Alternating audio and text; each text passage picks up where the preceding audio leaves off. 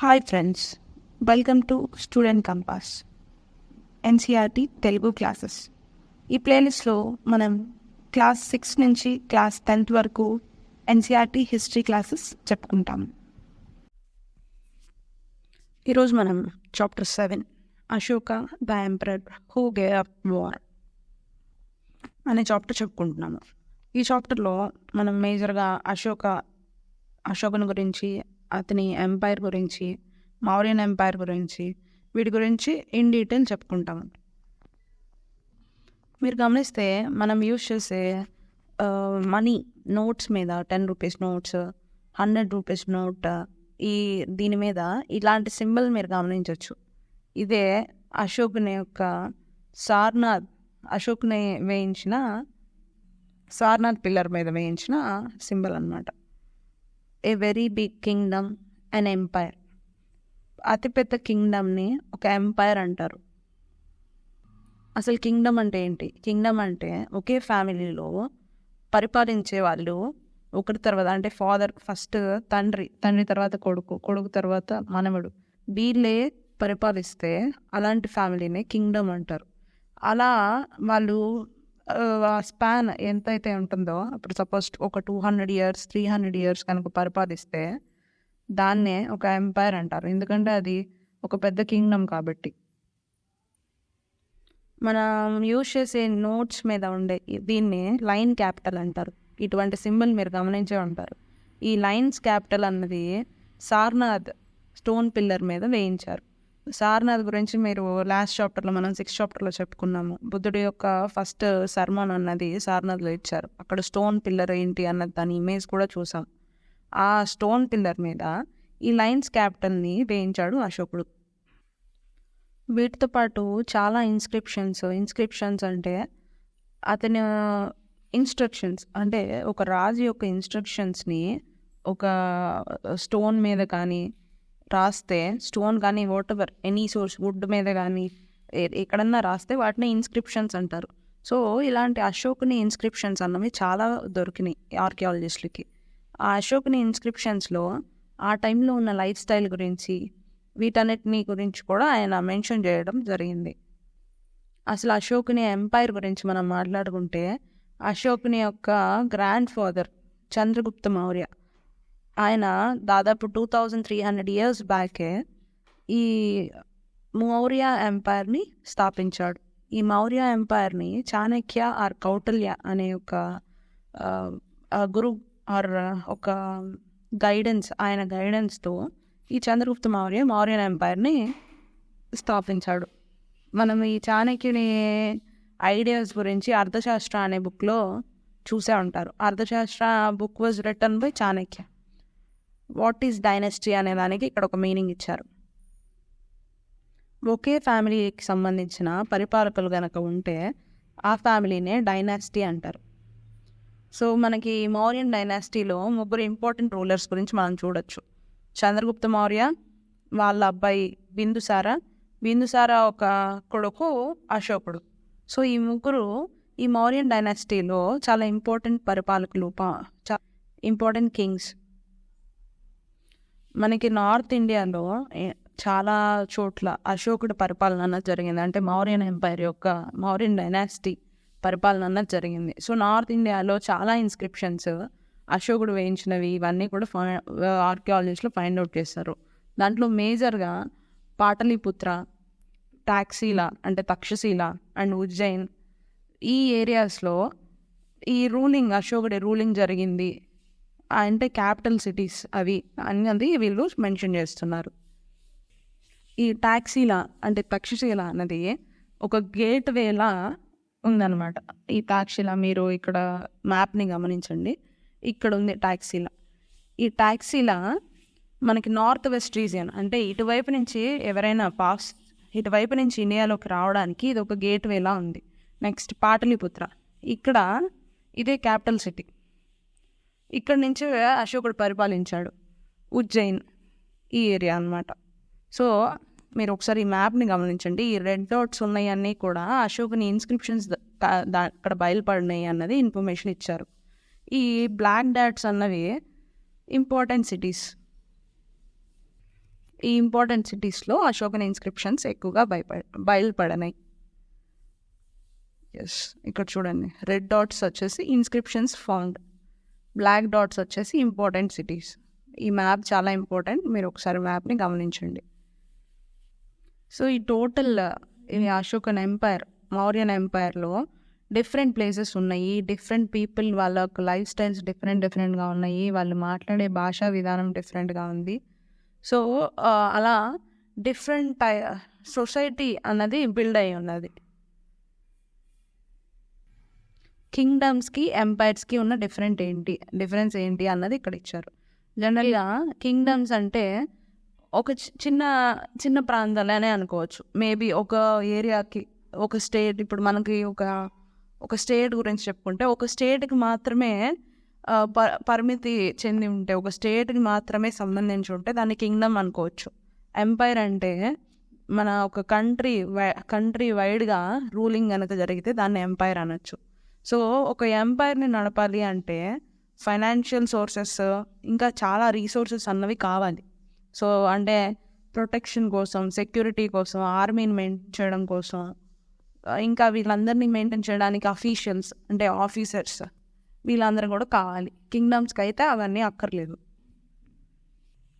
Ruling the umpire, జనరల్గా ఈ umpire అన్నది చాలా పెద్దది అని చెప్పుకున్నాము. సో డిఫరెంట్ పార్ట్స్ ఉన్నాయి, వేరే వేరే స్టేట్స్, డిఫరెంట్ పార్ట్స్ ఇవన్నీ ఉన్నాయి అనుకున్నాం. సో వీటినే ప్రావిన్సెస్గా వీళ్ళు డివైడ్ చేస్తారు. సో పాటలీపుత్ర అన్నది క్యాపిటల్ సిటీ కాబట్టి డైరెక్ట్ అక్కడ రాజే ఉంటాడు, ఎంపరర్, కింగే అక్కడ ఉండి రూల్ చేస్తారు పాటలీపుత్రాని. ఇంకా మిగిలిన ప్రావిన్సెస్ ఏవైతే ఉన్నాయో వాటిని రాయల్ ప్రిన్సెస్ అంటే రాకుమారులు, లేకపోతే రాయల్ బ్లడ్ అంటారు కదా, వాళ్ళని హెడ్స్గా, గవర్నర్స్గా అలా అపాయింట్ చేసి వాళ్ళ చేత రూల్ చేయిస్తారు. అట్ ద సేమ్ టైం వాళ్ళ చేతే ఈ ట్యాక్సెస్ కానీ వీటన్నిటిని కలెక్షన్ అన్నది జరుగుతుంది. ఎవరైతే రాజాజ్ఞని ఫాలో అవ్వలేదో వాళ్ళకి సివియర్ పనిష్మెంట్స్ కూడా ఉంటాయి. మెసెంజర్స్, స్పైస్ అంటే గూఢచారుల్ని, వీళ్ళందరినీ కూడా మెయింటైన్ చేస్తాడు రాజు. సో ఎక్కడ ఏం జరుగుతుంది అన్నది రాజుకి ఖచ్చితంగా తెలుస్తుంది. మిగిలిన చోట ఈ ప్రావిన్సెస్లో ఈ రాజపుత్రుల్ని ఆర్ రాయల్ బ్లడ్ని వీళ్ళందరినీ అపాయింట్ చేసి వాళ్ళ చేత రూలింగ్ అన్నది చేస్తారు. ఈ మౌర్యన్స్ రోడ్స్ అండ్ రివర్స్ మీద ఎక్కువ కంట్రోల్ అన్నది తీసుకున్నారు. ఎందుకు ఎక్కువ కంట్రోల్ అంటే ట్రాన్స్పోర్టే మేజర్ సోర్స్ ఆఫ్ రెవెన్యూ. మనకి అగ్రికల్చర్ తర్వాత ఎక్కువ ట్యాక్స్ వసూలు చేయడానికి అనువైన ప్రాంతం ఈ ట్రాన్స్పోర్ట్. సో ఈ ట్రాన్స్పోర్ట్ నుంచి మౌర్యన్ ఎంపైర్లో రెవెన్యూ అన్నది చాలా ఎక్కువ వచ్చింది. సో అందుకని వీళ్ళు ఎక్కువ కంట్రోల్ అన్నది రివర్స్ మీద, రోడ్స్ మీద పెట్టారు. ట్యాక్స్ అండ్ ట్రిబ్యూట్ అనే కలెక్షన్ అన్నది జరిగేది. జనరల్గా ట్రిబ్యూట్ అంటే ట్యాక్స్ అంటే మనీ రూపంగా కానీ ఇచ్చేదాన్ని ట్యాక్స్ అంటారు. ట్రిబ్యూట్ అంటే వస్తు రూపాన ఇచ్చేదాన్ని ట్రిబ్యూట్ అంటారు. మనకి అర్థశాస్త్రాలు మెన్షన్ చేస్తారు. ఆయన కౌటిల్య రాసిన అర్థశాస్త్రాలు ఏం మెన్షన్ చేస్తారంటే నార్త్ వెస్ట్ రీజియన్లో బ్లాంకెట్స్ అంటే దుప్పట్లు ఎక్కువగా దొరుకుతాయి. సౌత్ ఇండియాలో గోల్డ్, ఇంకా స్టోన్స్, ప్రీషియస్ అంటే విలువైన రత్నాలు, రాళ్ళు ఇవన్నీ దొరుకుతాయి అని, వీటిని ట్రిబ్యూట్గా కలెక్ట్ చేసుకున్నారని, రీసోర్సెస్ కింద ట్రిబ్యూట్గా కలెక్ట్ చేసుకున్నారని ఈ అర్థశాస్త్ర బుక్ నుంచి మనం తెలుసుకోవచ్చు. అదే ఇందాక చెప్పుకున్నాం కదా ట్రిబ్యూట్ అంటే వెరైటీ ఆఫ్ థింగ్స్ వస్తు రూపేణ రాజుకి ఇచ్చేదాన్ని ట్రిబ్యూట్ అంటారు. ఇక్కడ ఈ ఫారెస్టెడ్ రీజియన్ ఉంటుంది, అంటే అడవుల్లో నివసించే వాళ్ళు కూడా రాజుకి కప్పం అంటే ఈ ట్యాక్స్ అన్నది చెల్లించేవాళ్ళు. ఏ విధంగా? ఎలిఫెంట్స్ విధంగా, హనీ, టింబర్, చెక్క, తేనె ఇలాంటివన్నీ కూడా మౌర్యన్ అఫీషియల్స్కి ఇచ్చి ట్రిబ్యూట్ అన్నది చెల్లించేవాళ్ళు. The emperor and the capital city. ఇప్పుడు సేమ్ టైంలో మనకి ఇండియాలో మౌర్యన్ ఎంపైర్ నడుస్తున్నప్పుడే ఈ వెస్ట్ ఏషియాలో సెల్యూకస్ నిక్టేటర్ అనే గ్రీక్ రూలర్, ఈ గ్రీక్ రాజు పరిపాలించేవాడు. అతను మెగస్తనీస్ అనే ఒక అతన్ని అంబాసిడర్గా చంద్రగుప్త మౌర్య యొక్క ఆస్థానానికి పంపిస్తాడు. ఈ చంద్రగుప్త మౌర్య ఆస్థానానికి పంపించిన అతని పేరే మెగస్తనీస్. ఈ మెగస్తనీస్ తనేం చూశాడు ఆ చంద్రగుప్త మౌర్య ఎంపైర్లో ఏం చూశాడు అన్నది తన యొక్క బుక్ ఇండికా అనే బుక్లో రాస్తాడు. ఆ బుక్లో ఇక్కడ అంటే అతను రాజు అనే అతనికి హయ్యెస్ట్ ఇంపార్టెన్స్ ఉంటుందని, అతనికి గార్డ్స్ ఉండేవాళ్ళు, అంటే సేవకులు ఉండేవాళ్ళు, సైనికులు ఉండేవాళ్ళు. అతను ఫుడ్ తినే రాజు ఫుడ్ తినే ముందే దాన్ని టెస్ట్ చేసేయడానికి వేరొకళ్ళు ఉండేవాళ్ళు. అంటే ఒకవేళ పాయిజన్ కలిపిన ఫుడ్ ఒకవేళ రాజుకి ఇస్తారేమో అన్నది టెస్ట్ చేయడానికి సైనికులు ఉండేవాళ్ళు. ఇలా రాజుకి చాలా ముఖ్యమైన ఇంపార్టెన్స్ ఇచ్చేవాళ్ళు అన్నది ఆయన మెన్షన్ చేశారు. సేమ్ అంటే ఒకే బెడ్రూమ్లో 2 రోజులు ఈ రాజు ఎప్పుడు కూడా నిద్రపోడు. అంటే ఏ రోజు ఎక్కడుంటాడు అన్నది ఎవరికి తెలియకుండా అంత హై సెక్యూరిటీ అన్నది మెయింటైన్ చేసేవాళ్ళు. ఇంకా ఈ పాటలీపుత్ర గురించి కూడా రాశాడు. మోడర్న్ డేలో ఇది పాట్నా. దీని గురించి దాదాపు ఆ సిటీలో 570 టవర్స్, 64 గేట్లు ఉన్నాయని, ఇంకా హౌసెస్ అన్నవి 2 స్టేర్డ్ హౌస్, 3 స్టేర్డ్ హౌస్ ఇలాంటివి ఉన్నాయని, ఇవన్నీ కూడా ఈయన మెన్షన్ చేశాడు మెగస్తనీస్ అనే అతను. Next coming to Ashoka, a unique ruler. మనం ఇందాకడే చెప్పుకున్నాము మౌర్యన్ ఎంపైర్లో ఈ గ్రేటెస్ట్ రూలర్స్ ఎవరెవరు ఉన్నారు, చంద్రగుప్త, బింబిసార, అశోక్. అయితే ఇతని గురించి చాలా ఇంపార్టెంట్. అశోక ద గ్రేట్ అంటారు. మనకి ఇండియన్ హిస్టరీలో, మెడివల్ ఇండియన్ హిస్టరీలో ఇద్దరు పేర్లు, మనకి ఇండియన్ హిస్టరీలో ఇద్దరి పేర్లని ద గ్రేట్ అనే పేరుతో మనం ఎక్కువగా వింటూ ఉంటాం. అందులో అశోక ద గ్రేట్, అశోక అనే అతను గురించి. Next Akbar the great. వీళ్ళిద్దరూ ఇండియన్ హిస్టరీలో చాలా అత్యున్నతమైన ఇంపార్టెన్స్ని చోటు చేసుకున్నారు. అశోకుని మెసేజెస్ అన్నది ఇన్స్క్రిప్షన్స్ రూపంలో ఈయన రూల్ చేసిన ఏరియాలో ఇన్స్క్రిప్షన్స్ రూపంలో వేయించారు. ఈ ఇన్స్క్రిప్షన్స్ అన్నవి ప్రాకృత లాంగ్వేజ్లో ఉంటాయి. బ్రాహ్మీ స్క్రిప్ట్. ఈ బ్రాహ్మీ స్క్రిప్ట్ అంటే ఏం లేదు, ఫ్రమ్ లెఫ్ట్ టు రైట్ అంటే ఎడం వైపు నుంచి కుడివైపుకి రాసే స్క్రిప్ట్ని బ్రాహ్మీ స్క్రిప్ట్ అంటారు. ఈ ఇన్స్క్రిప్షన్స్ అన్నవి ప్రాకృత లాంగ్వేజ్లో ఉన్నాయి అని చెప్పారు. Ashoka's war in Kalinga. కళింగ అంటే కళింగ మీద అశోకుడు యుద్ధం చేస్తాడు. కళింగ అన్నది కోస్టల్ ఒరిస్సాలో ఉంది ప్రజెంట్. అయితే అతను కళింగ మీద వార్ చేస్తాడు. కళింగ మీద దండెత్తినప్పుడు అతను అక్కడ వైలెన్స్ని, ఆ రక్తపు మడుగుల్ని ఇవన్నీ చూసి చాలా సారోఫుల్, చాలా బాధకు లోనవుతాడు. ఆ బాధల వల్లే అతను ఇక మీద తను ఎట్లాంటి యుద్ధాలు చేయబోనను అని చెప్పి ఒక స్టేట్మెంట్ ఇస్తాడు. ఇతను మన ఓల్డ్ హిస్టరీ, ప్రపంచం మొత్తం హిస్టరీలోనే ఒక వార్ విన్ అయిన తర్వాత, కళింగ వార్ ఇతనే గెలుస్తాడు. గెలిచిన తర్వాత కూడా అతను ఇక మీద వార్ చేయను అని చెప్పి యుద్ధాన్ని వదిలేసిన మొట్టమొదటి రాజు అనమాట ఇతను. Ashoka's inscription describing the Kalinga war. Kalinga war మీద అతను ఒక ఇన్స్క్రిప్షన్, అశోక రాజు ఒక ఇన్స్క్రిప్షన్ ఇస్తాడు. నేను ఇలా ఆయన ఈ కింద ఇన్ఫర్మేషన్ అంతా కూడా ఆయన ఏం రాశాడో అన్నదే ఉంటుంది.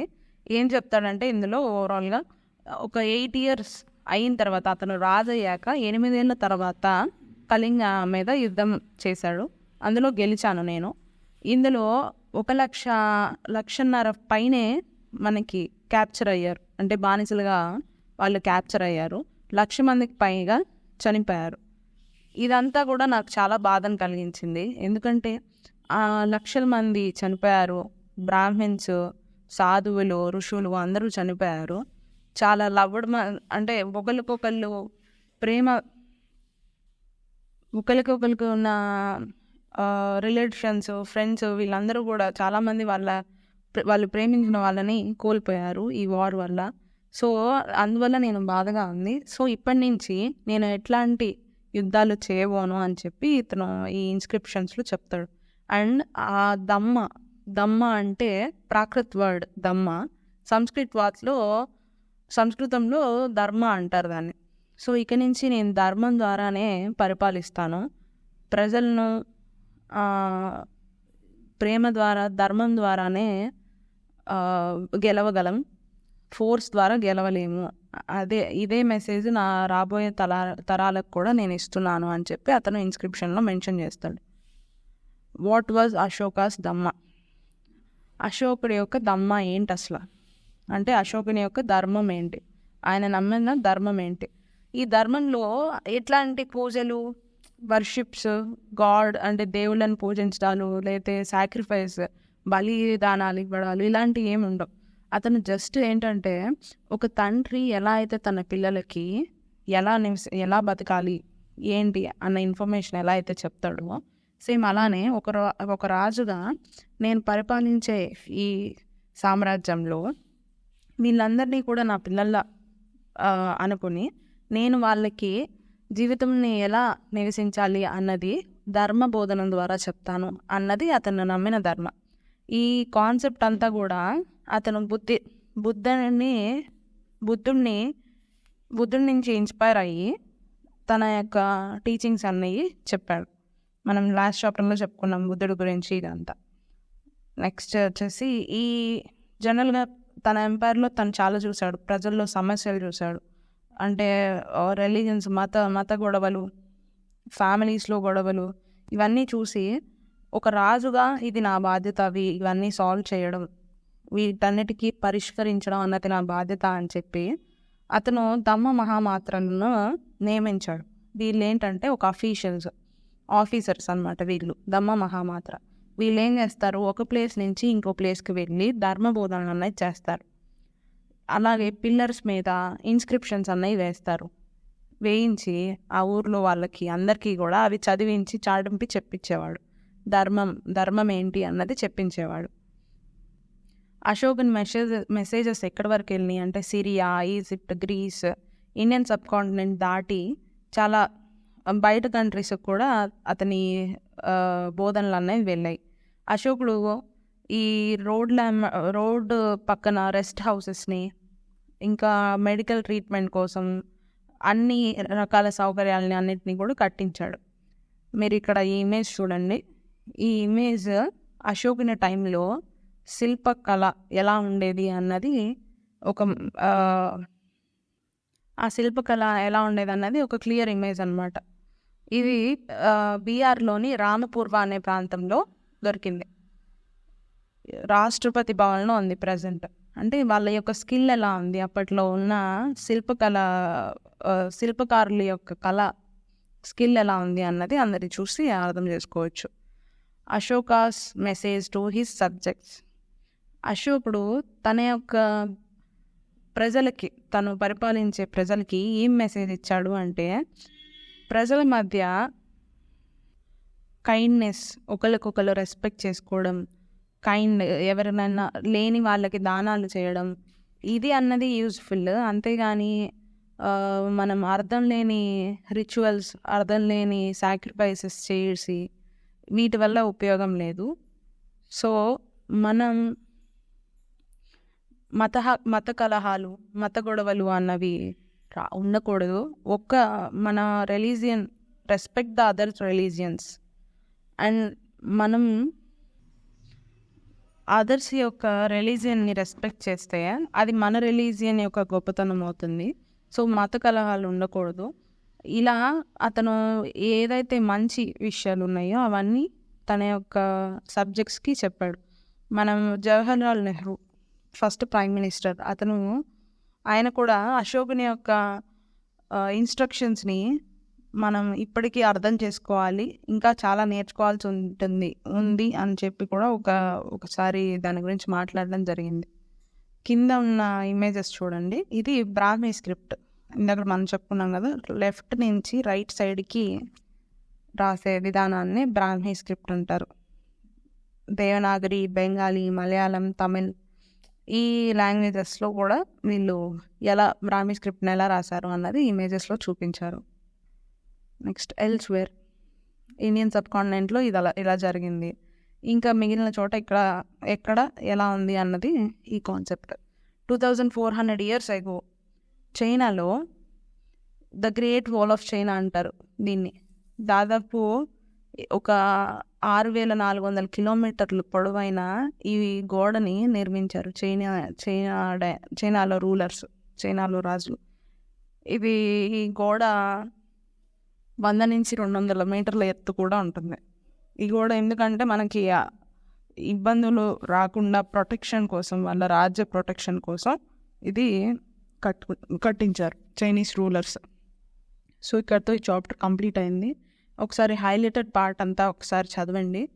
తర్వాత ఈ MCQs అన్నది కంప్లీట్ చేయండి. ఎస్, ఈ మ్యాప్ ఒకసారి చూడండి. ఈ మ్యాప్లో సిల్క్ రూట్ని చూపించారు. సిల్క్ రూట్, ఇందులో ఏ రూట్ ఎవరి కంట్రోల్లో ఉంది అన్నది కూడా ఉంది.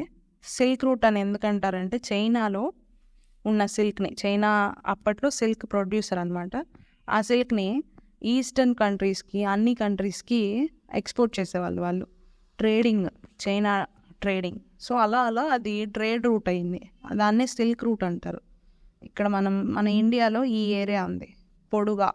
ఈ పొడుగా అనేది అరకిమేడు, ప్రజెంట్ అరకిమేడు, బట్ రోమన్ భాషలో పొడుగా అనేది దాని పేరు.